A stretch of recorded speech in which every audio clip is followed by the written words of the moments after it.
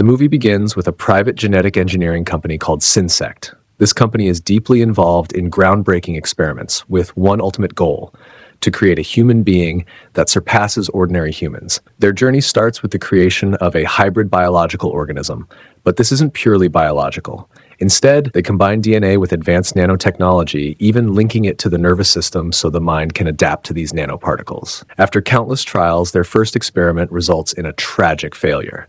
The artificial being's DNA rejects the nanoparticles, leading to a disastrous outcome. Not giving up, the scientists attempt again.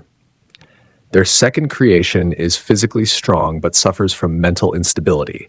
Still, every failure teaches them valuable lessons. By the third attempt, the team finally succeeds, and this time, they create a being unlike any other. They name her Morgan. She's a baby girl who appears fully human, complete with emotions and the ability to connect with others.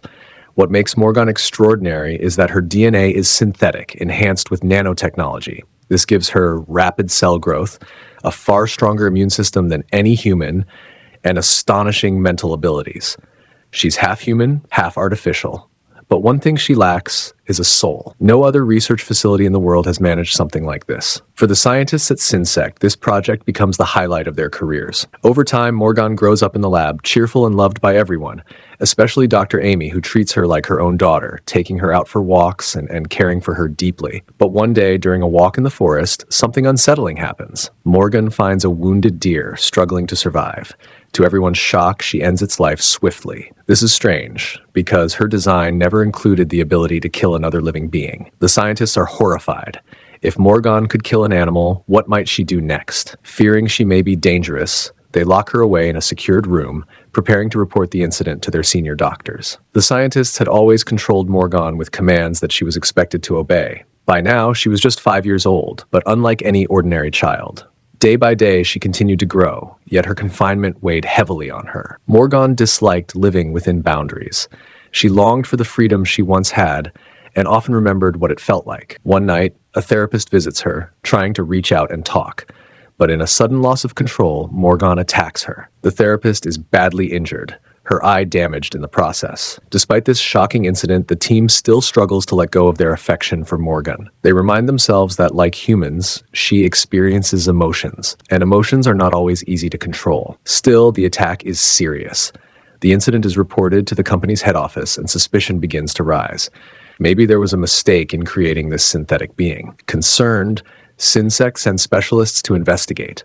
Among them is Lee Weathers, a tough and highly skilled doctor known for solving problems with precision. When Lee arrives, she begins questioning everyone involved in Morgan's upbringing. She quickly notices something troubling. The scientists have grown too emotionally attached to Morgan, treating her like family instead of a project. Lee disapproves of this closeness. Even the injured therapist, surprisingly, blames herself for the incident and defends Morgan. To move forward, the company decides that Dr. Allen, a psychologist, will assess Morgan.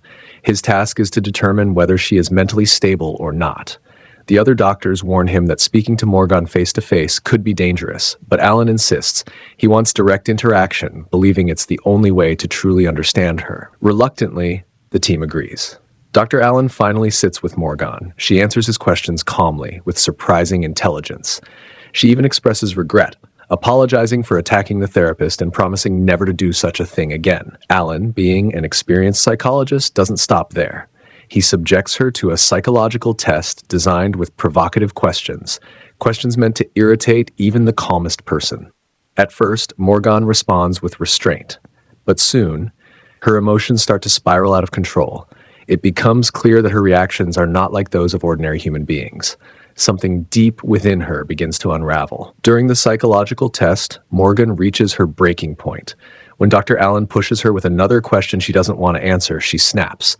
Overcome with rage, she suddenly attacks him, biting his neck viciously. At that moment, it becomes undeniable. Morgan is no longer safe to be around ordinary people.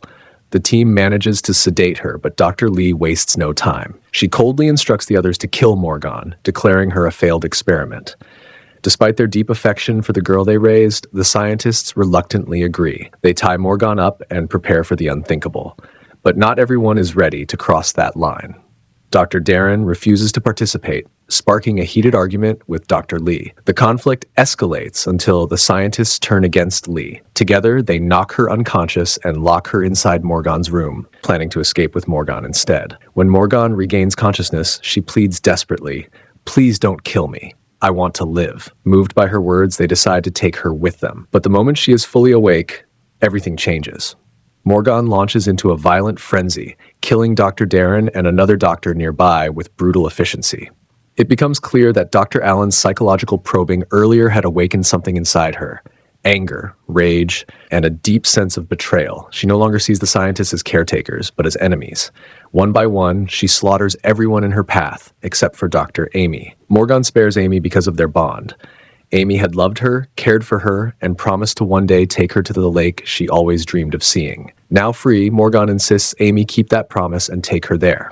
Amy, however, is torn. Fear and sorrow gnaw at her as she realizes what Morgan has become. Meanwhile, Dr. Lee, having escaped captivity, is determined to finish what she started. She makes it her mission to hunt Morgan down and end the dangerous creation once and for all. Their paths collide deep in the forest. A fierce battle erupts, leaving Dr. Lee gravely injured, but with sheer determination, she manages to overpower Morgan, finally drowning her. In the aftermath, the truth comes to light. Morgan was never meant to be the ultimate creation. She was just one sample in a larger project, an experiment to merge artificial intelligence with human behavior. The true success of Sinsect's work was Dr. Lee herself. She had always seemed human, but in reality, she was an earlier artificial being, perfected before Morgan. Unlike Morgan, Lee had no fragile emotional responses, no longing for freedom, no sentimental attachments. She was engineered with the cold, focused instincts of a warrior. That was why Lee survived where Morgan failed. The scientists realized too late that giving Morgan positive human traits, like love, curiosity, and a desire for freedom, was what made her unstable. She admired the beauty of nature, longed for meadows, forests, and lakes, and didn't care about the company's ambitions.